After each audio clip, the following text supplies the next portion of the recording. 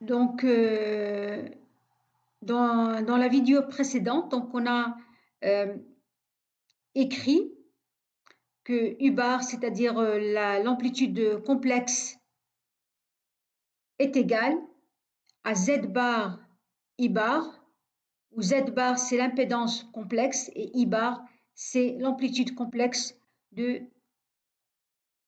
I écrit en minuscule, donc I bar en minuscule. Donc c'est ce qu'on appelle, donc je répète, donc c'est ce qu'on appelle la loi d'Ohm en notation complexe qu'on peut généraliser pour tout circuit linéaire passif. Donc si on considère un circuit linéaire passif, passif c'est-à-dire c'est comme un conducteur ohmique, une bobine d'inductance L ou un condensateur de capacité C, c'est ce qu'on appelle les éléments, les dipôles passifs élémentaires. Alors, si on a un circuit linéaire, linéaire, ça veut dire que la tension et le courant sont reliés par une fonction linéaire. Alors, si on a un circuit linéaire passif soumis à une tension U de T, de la forme UM, par exemple, cosinus oméga T plus phi U, et parcouru par un courant I de T qui peut être exprimé ou qui est exprimé, qui est sous la forme IM cosinus oméga T plus phi I, par exemple.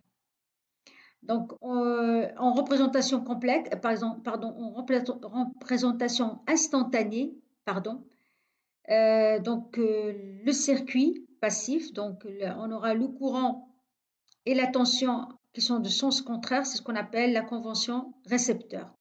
Alors, on passe automatiquement en représentation complexe et on aura donc, on remplace U de T par U bar, I de T par I bar par l'amplitude complexe du courant et on aura l'impédance qu'on appelle l'impédance complexe Z bar.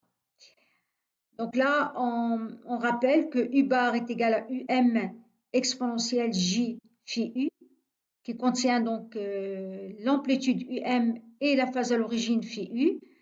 De même pour I bar, qu'on appelle l'amplitude complexe de I bar associée au courant I de T. I bar donc est égal à IM exponentielle J phi I, où IM c'est l'amplitude et phi I c'est la phase à l'origine du courant I de T. Et on appelle Z bar l'impédance complexe du circuit considéré qui peut s'écrire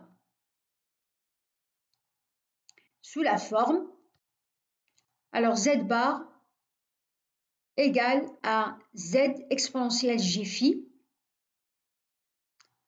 qu'on peut aussi écrire Z cosinus phi plus JZ sinus phi, qu'on peut aussi écrire partie réelle plus J partie imaginaire. Alors Z, c'est le module du complexe, de l'impédance complexe Z bar, et phi, c'est son argument, et on a donc ces trois façons de l'écrire. Alors R, dans cette dernière écriture, R, qui représente la partie réelle de l'impédance complexe, cette partie réelle, elle est équivalente à une résistance, donc elle est positive.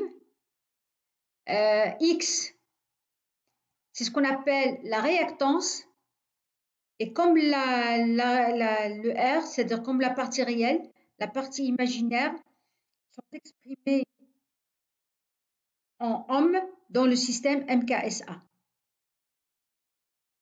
Donc je disais donc que le Z n'est autre que le module de Z et phi c'est l'argument de Z bar. Alors on écrit I bar égale à U bar sur Z bar. En remplaçant U bar par son expression et Z bar par son expression, on trouve cette expression-là. Et d'une part, d'autre part, on a I bar est égal à IM exponentielle J phi I. En identifiant entre ces deux écritures, ça va nous permettre de déduire que l'amplitude du courant, IM, est égale à UM sur Z, c'est-à-dire on retrouve la loi d'Ohm en notation complexe entre le module de Z et les amplitudes, ici du courant et de la tension. Et on trouve aussi l'écriture de la loi d'Ohm aussi entre les valeurs efficaces du courant et de la tension, avec Z ici, c'est le module de l'impédance complexe Z bar. De même ici, donc regardez, donc ici on a phi I, c'est-à-dire la phase à l'origine du courant I de T, qui est égale à l'argument de I bar. Et comme ici, on a I bar est égal à U bar sur Z bar, donc l'argument de I bar est égal à l'argument de U bar moins l'argument de Z, et on constate que c'est égal à phi U moins phi I. Alors, on note donc, on déduit que phi égale à phi U moins phi I, c'est le déphasage entre la tension et le courant. Et une fois qu'on a trouvé